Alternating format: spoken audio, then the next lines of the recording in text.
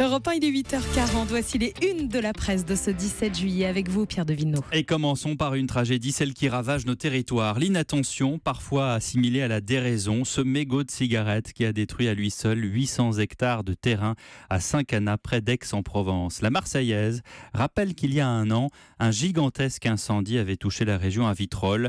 La Provence laisse la parole à des habitants qui ont vu les pompiers sauver leur maison. L'autre actualité du jour, c'est la conférence des territoires, largement commentée par la presse en région. Inquiète, bien sûr, à en lire l'écho de la Haute-Vienne. Collectivité au pain sec, c'est le titre.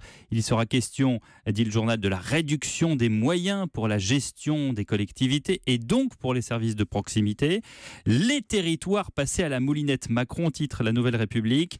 Une taxe qui pose question, plus modérée, le courrier Picard qui fait référence à cette taxe d'habitation. Et sur ce sujet, dans le Parisien, François Barouin, le patron de l'Association des maires de France, dit que trop c'est trop. Pour lui, la fautif, c'est justement cette taxe d'habitation qu'Emmanuel Macron entend supprimer pour 80% des ménages. Le président prend un risque constitutionnel, dit François Barouin, car à ses yeux, cela remet clairement en cause la libre administration des communes et des intercommunalités qui ne dépendraient plus que du système de dotation de l'État.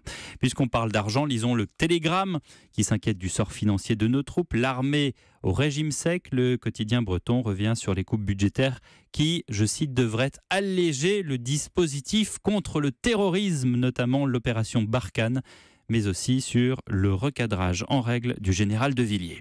La Turquie à la une des journaux. Libé, mais qui arrêtera Erdogan? L'UMA, Erdogan enracine sa dictature en Turquie. La Croix, Turquie, la fuite en avant. Retour sur les commémorations de ce week-end, un an après le coup d'État manqué du 15 juillet 2016, lorsque les militaires putschistes ont bombardé l'Assemblée nationale. Nous arracherons la tête de ces traîtres. La phrase d'Erdogan a été retenue par le monde entier, symbole de la violence de sa politique. L'humanité parle de limogeage dans le pays. 100 000 fonctionnaires, 7 600 soldats, 2 500 journalistes suspendus, 150 de nos confrères emprisonnés.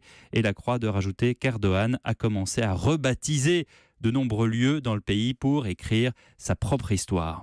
Quel bel homme, voudrait-on dire. Sa Majesté Federer, en une d'aujourd'hui en France. 8e victoire à Wimbledon, un exploit unique. Divin, rajoute l'équipe, avec, dès les premières lignes, merci l'équipe, l'explication à cette facile victoire en 3-7 sur Marin Cilic, puisque le Croate était blessé au pied gauche, sur le plat du pied en plus, qui a même provoqué une crise de larmes en plein match à 6-3, 3-0, chemin de croix pour le Croate, écrit l'équipe, incapable de se déplacer latéralement, crucifié par un total de 23 fautes directes.